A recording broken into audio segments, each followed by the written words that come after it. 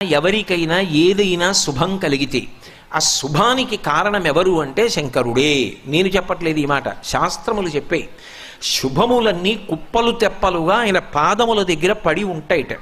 ఆయన అనుగ్రహించాడు అనుకోండి, ఓసారి ఇలా అంటాడు అంటే అది ఎగిరి వెళ్ళి ఇంటికి తోరణంగా పట్టుకుంటాడు. అందుకే ఒక గడుసు కవి ఒక మాట అన్నాడు, నేను ఓ పువ్వు పట్టుకొచ్చి మీ పాదాల మీద వేశాను అనుకోండి, నేను వేసినది ఏది పువ్వు, మీ పాదముల మీద ఉన్నది ఏది పువ్వు.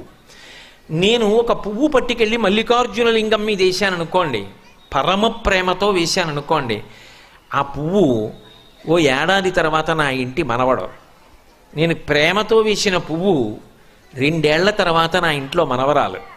నేను ప్రేమతో వేసిన పువ్వు నేను కట్టుకునే ఒక ఇల్లు.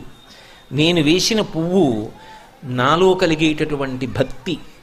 నేను వేసిన పువ్వు ఏ వయస్సులో నాకు రావాలో ఆ వయసులో